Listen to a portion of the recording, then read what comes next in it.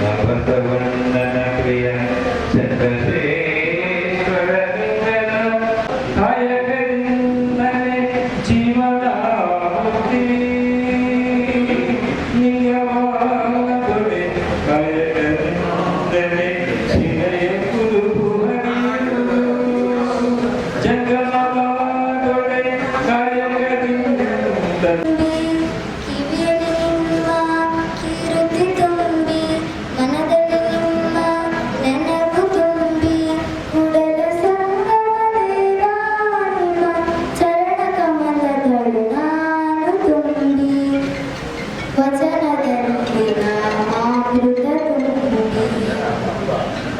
ಲೋಕದ ಡಾಕ್ಟ ನೀವು ಬೇಕೆತ್ತಿದ್ದುದಿರಿ ನಿಮ್ಮ ಮನವ ಸಂತೈಸಿಕೊಳ್ಳಿ ನಿಮ್ಮ ತನುವ ಸಂತೈಸಿಕೊಳ್ಳಿ ನೆರೆಮನೆಯ ದುಃಖಕ್ಕೆ ಅಳುವರ ನಚ್ಚ ನಮ್ಮ ಕೂಡಲ ಸಂಗಮ ದೇವ.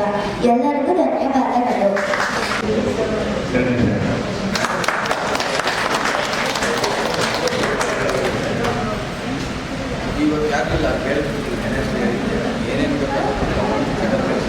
ಬಹಳ ಸೊಗಸಾಗಿ ವಚನ ಗಾಯನವನ್ನು ನಡೆಸಿಕೊಟ್ಟ ಶ್ರೀನಿವಾಸಯ್ಯನವರಿಗೆ ಧನ್ಯವಾದಗಳು. ಈಗ ಪ್ರಾಸ್ತಾವಿಕ ನುಡಿಗಳನ್ನು ಮಾತನಾಡಲಿದ್ದಾರೆ ಟಿಟಿ.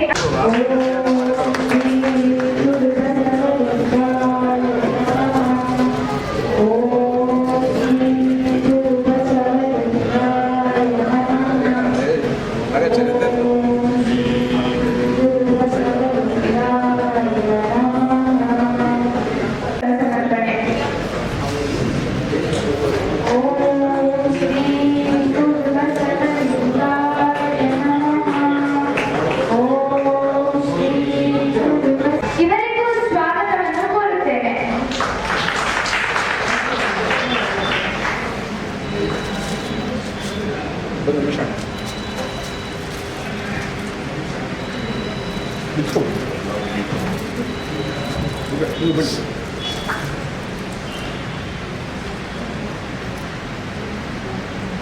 ಈಗ ಕುಮಾರಿ ಡಿ.ಎಸ್. ಸಾಂಡಿ ಅವರಿಂದ ಒಂದು ವಚನ. ನಮ್ಮನ್ನು ಉಪದೇಶಿಸಿ ಆಶೀರ್ವಚನ ನೀಡಿದ ಪರಮ ಪೂಜ್ಯರವರಿಗೆ ಕೋಟಿ ಕೋಟಿ ಶರಣಾರ್ಥಿಗಳು. ಈಗ ರಾಷ್ಟ್ರೀಯ ಬಸವತಂತ್ರ ಪರಿಷತ್ತಿನ ವತಿಯಿಂದ ಅವರಿಗೆ ಗೌರವ ಸಮರ್ಪಣೆ. ವಂದನಾರ್ಪಣೆ ಅರುಣ್ ಅವರಿಗೆ.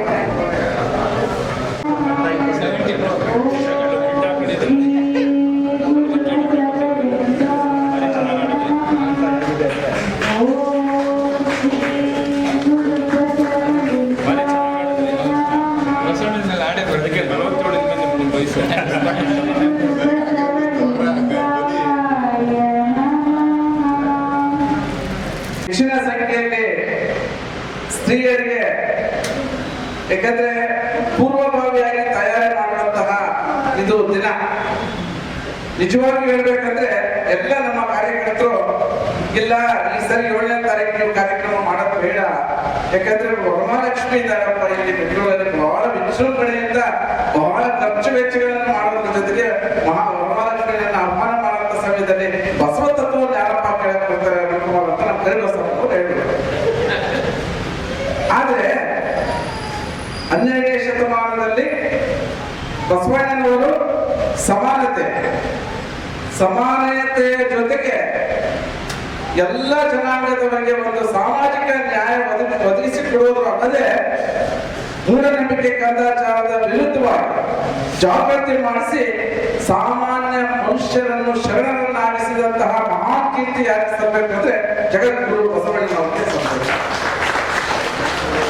ಅವರ ಆದಿಯಾಗಿ 1992ರಿಂದ ಇಂದಿನ ದಿನಾಂಕದವರೆಗೂ ಕೂಡ ನಿಜವಾದಂತಹ ಶರಣರ ತತ್ವ ಏನಿದೆ, ಬಸವಾದಿ ಶರಣರ ನಿಜಾಚರಣೆಗಳೇನಿದೆ ಅವನ್ನು ಅನುಷ್ಠಾನಕ್ಕೆ ಕೊಡುವುದರ ಜೊತೆಗೆ ಈ ರೀತಿಯಾದಂತಹ ಧರ್ಮ ಪ್ರಚಾರವನ್ನು ಮಾಡ್ಕೊಳ್ತಕ್ಕಂಥ ಒಂದು ಸಣ್ಣ ಕಾಯಕ ನಾವು ಮಾಡ್ತಕ್ಕಂಥ ಹಿನ್ನೆಲೆಯಲ್ಲಿ ಯಾವತ್ತೂ ಕೂಡ ನಾವು ಅನ್ಕೊಂಡಿರ್ತಕ್ಕಂಥ ತತ್ವ ಪ್ರಚಾರ ಏನಿದೆ ಶರಣರನ್ನ ಸಂಗಮ ಮಾಡೋದ್ರ ಜೊತೆಗೆ ಒಂದು ವಿಶೇಷವಾದಂತಹ ಕಾರ್ಯಕ್ರಮಕ್ಕೆ ಈ ಹಿಂದಿನಿಂದಲೂ ಕೂಡ ನಮ್ಮ ನಗರದ ಎಲ್ಲ ವರ್ಗದ ಎಲ್ಲಾ ಜನಾಂಗದ ವತಿಯಿಂದ ಪ್ರೋತ್ಸಾಹ ಇದೆ.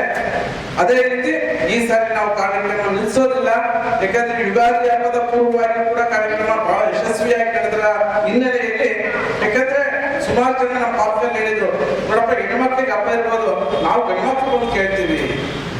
ನಮ್ಮ ಆಚಾರ್ಯರು ಕೂಡ ಅದೇ ಮಾತು ಹೇಳಿದ್ರು, ನೀನು ಮಾಡಂತ ಮಾಡಪ್ಪ, ಪಾಪ ಬಹಳ ಖುಷಿಯಿಂದ ಮಾಡ್ಕೊಂಡ್ಬರ್ತೀವಿ. ಈ ರೀತಿ ಪ್ರೋತ್ಸಾಹ ಕೊಡೋದ್ರ ಜೊತೆಗೆ ನಮಗೆ ಆಡಂಬರವಾಗಿ ಸಾವಿರಾರು ಜನ ಬರ್ತಕ್ಕಂಥದ್ದು ಅವಶ್ಯಕತೆ ಇಲ್ಲ. ನಿಜ ಶರಣರ ತತ್ವವನ್ನು ಕೇಳ್ತಕ್ಕಂಥ ನಿಮ್ಮಂತಹ 100 ಜನ ಈ ಒಂದು ಕಾರ್ಯಕ್ರಮಕ್ಕೆ ಬಂದ್ರೆ ನಿಜವಾಗಿಯೂ ನಮ್ಮ ಕಾರ್ಯಕ್ರಮದ ಸಾರ್ಥಕತೆ ನಿಮ್ಮ ಮುಂದೆ ಇವತ್ತು ಪ್ರಸ್ತುತಪಡಿಸ್ತಾ ಇದೆ ಅನ್ನುವಂಥ ಮಾತು ಹೇಳ್ತಾ, ಇವತ್ತಿನ ಕಾರ್ಯಕ್ರಮಕ್ಕೆ ನಮ್ಮ ಆರಾಧ್ಯ ಸರ್ ಕಳೆದ ಬಾರಿ ಹೋಟೆಲ್ನಲ್ಲಿ ಹೇಳಿದ್ರು, ಶರಣರಾಗಿರ್ತಕ್ಕಂಥ ಡಾಕ್ಟರ್ ಸಿ ಶಿವಕುಮಾರ ಸ್ವಾಮಿ ಅವರು ವಿಶ್ರಾಂತ ಸಂಸ್ಕೃತ ಪ್ರಾಧ್ಯಾಪಕರು ಕೂಡ, ಪ್ರಾಂಶುಪಾಲರು ಕೂಡ ಆಗಿದ್ದಾರೆ. ವಿಶೇಷವಾದಂತಹ ಉಪನ್ಯಾಸ ಶರಣರ ಬಗ್ಗೆ, ತತ್ವದ ಬಗ್ಗೆ, ವಚನ ಸಾಹಿತ್ಯದ ಬಗ್ಗೆ ಬಹಳ ಅದ್ಭುತವಾಗಿ ವಿಚಾರ ತಿಳ್ಕೊಂಡಿದ್ದಾರೆ ಅನ್ನುವಂಥದ್ದು. ಯಾಕಂದ್ರೆ ಯಾವತ್ತೂ ಕೂಡ ನಾನು ಹೇಳ್ತಾ ಬರ್ತಾ ಇದ್ದೀನಿ, ರಾಷ್ಟ್ರೀಯ ಬಸವ ತತ್ವ ಪರಿಷತ್ತು ನಿಮ್ಮೆಲ್ಲರ ವೇದಿಕೆ, ಸ್ವಂತದ್ದೆಂದೂ ಅಲ್ಲ, ಎಲ್ಲರೂ ಕೂಡ ಸಮಾನತೆಯ ಒಂದು ಬಸವ ತತ್ವವನ್ನು ಹೇಳ್ತಕ್ಕಂಥ ವೇದಿಕೆ.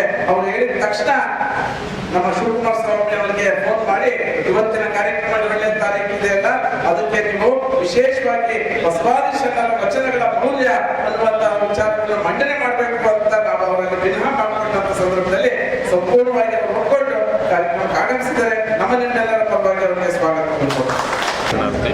ಇವತ್ತಿನ ಕಾರ್ಯಕ್ರಮ ರಾಷ್ಟ್ರೀಯ ಬಸವ ತತ್ವ ಪರಿಷತ್ತು ಬೆಂಗಳೂರು ವಿಜಯನಗರ ಇವರ ಅಡಿಯಲ್ಲಿ 90ನೇ ತಿಂಗಳ ಮಾಸಿಕ ಶರಣ ಸಂಗಮ ಕಾರ್ಯಕ್ರಮ ಬಹಳ ವಿಶೇಷವಾಗಿ ನಡೆದಿರುವಂಥ ಸಂದರ್ಭ.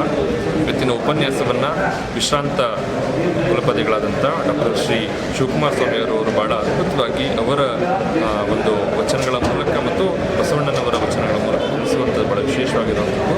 ಇವತ್ತಿನ ವಿಷಯವೇ ಬಸವಾದಿ ಶರಣರ ಜೀವನ ಮೌಲ್ಯಗಳು ಮತ್ತು ಬಸವಾದಿ ಶರಣರ ವಚನಗಳ ಮೌಲ್ಯಗಳ ಬಗ್ಗೆ, ಜೀವನದ ವಿಚಾರಗಳ ಬಗ್ಗೆ ತಿಳಿಸುವಂಥ ವಿಶೇಷ ಕಾರ್ಯಕ್ರಮ ಆಗಿತ್ತು. ಇದು ಭಾಳಷ್ಟು ಕಡೆಗಳಲ್ಲಿ ನಡೀತಿದೆ, ಅದರಲ್ಲೂ ಬೆಂಗಳೂರು ಮಹಾನಗರದಲ್ಲಿ ನಡೆಯುವಂಥದ್ದು ಭಾಳ ವಿಶೇಷವಾದಂಥದ್ದು. ಈ ಒಂದು ಕಾರ್ಯಕ್ರಮವನ್ನು ಅರುಣ್ ಕುಮಾರ್ ಅವರು ನಮ್ಮ ಕಾರ್ಯಕ್ರಮದ ಸಂದರ್ಭ ಮತ್ತು ಅವರ ಬಿಡುವಿನ ಸಂದರ್ಭಗಳಲ್ಲಿ ಕಾರ್ಯಕ್ರಮವನ್ನು ಆಯೋಜಿಸಿ ಮಾಡುವಂಥ ಇದೆಯಲ್ಲ, ಅದು ಭಾಳ ವಿಶೇಷವಾಗಿರುವಂಥದ್ದು. ಇದನ್ನು ಮಹಾಜನತೆ ಸದುಪಯೋಗ ಪಡಿಸ್ಕೋಬೇಕು. ಜೊತೆಯಲ್ಲಿ ಇಲ್ಲಿ ನಡೆಯುವಂಥ ವಿಚಾರಗಳ ಬಗ್ಗೆ, ಒಂದು ಉಪನ್ಯಾಸಗಳ ಬಗ್ಗೆ ಬಂದು ಭಾಗವಹಿಸಿ, ಹೆಚ್ಚಿನ ಸಂಖ್ಯೆಯಲ್ಲಿ ಭಾಗವಹಿಸುವ ಮೂಲಕ ಅದನ್ನು ಜೀವನದಲ್ಲಿ ಅಳವಡಿಸ್ಕೋಬೇಕು ಅನ್ನೋಂಥ ವಿಚಾರಗಳನ್ನು ತಿಳಿಸ್ತಾ, ಎಲ್ಲರೂ ಈ ಕಾರ್ಯಕ್ರಮಕ್ಕೆ ಇನ್ನೂ ಹೆಚ್ಚಿನ ಸಂಖ್ಯೆಯಲ್ಲಿ ಭಾಗವಹಿಸಿ ಇಲ್ಲಿ ನಡೆಯುವಂಥ ಉಪನ್ಯಾಸಗಳ ಬಗ್ಗೆ ಆದಷ್ಟು ಅವರ ಜೀವನದಲ್ಲಿ ಅಳವಡಿಸ್ಕೊಳ್ಳೋ ಮೂಲಕ ಎಲ್ಲರೂ ಭಾಗವಹಿಸಬೇಕು ಅಂತ ಹೇಳಿ ಅನ್ನೋಂಥ ಮಾತನ್ನು ತಿಳಿಸ್ತಾ ನನ್ನ ಮಾತಿಗೆ ವಿರಾಮ ನೀಡ್ತೇನೆ. ಶರಣು. 90ನೇ ತಿಂಗಳ ಶರಣ ಸಂಗಮ ಕಾರ್ಯಕ್ರಮ ಭಾಳ ಯಶಸ್ವಿಯಾಗಿ ಇವತ್ತು ನೆರವೇರಿದೆ. ಎಲ್ಲದಕ್ಕೂ ಕೂಡ ಇವತ್ತು ಶರಣರು ಎಂತಹ ಒಂದು ಪರಿಸ್ಥಿತಿ ಇದ್ದರೂ ಕೂಡ, ಮಳೆ ವಾತಾವರಣ ಇದ್ದರೂ ಕೂಡ ಹೆಚ್ಚಿನ ರೀತಿಯಲ್ಲಿ ಕಾರ್ಯಕ್ರಮಕ್ಕೆ ಆಗಮಿಸೋದ್ರ ಜೊತೆಗೆ ನಿಜವಾದ ಒಂದು ಬಸವ ತತ್ವಕ್ಕೆ ಎಲ್ಲರೂ ಕೂಡ ಭಾಗಿಗಳಾಗ್ತಾ ಇರತಕ್ಕಂಥದ್ದು ಭಾಳ ಸಂತೋಷದ ವಿಚಾರ. ಪರಮಪೂಜ್ಯ ಶ್ರೀಗಳು ಬಸವ ತತ್ವದ ಬಗ್ಗೆ ದೀರ್ಘವಾದಂತಹ ವಿಶ್ಲೇಷಣೆ ಕೊಟ್ಟು ಎಲ್ಲರ ಮನಸ್ಸಿನಲ್ಲಿ ಬಸವ ತತ್ವವನ್ನು ಬಿತ್ತನೆ ಮಾಡ್ತಕ್ಕಂಥ ಕೆಲಸ ಮಾಡಿದರೆ ಕಾರ್ಯಕ್ರಮಕ್ಕೆ ಆಗಮಿಸಿರುವ ಎಲ್ಲರಿಗೂ ಶರಣಾರ್ಥಿಗಳನ್ನು ಸಲ್ಲಿಸ್ತಾರೆ.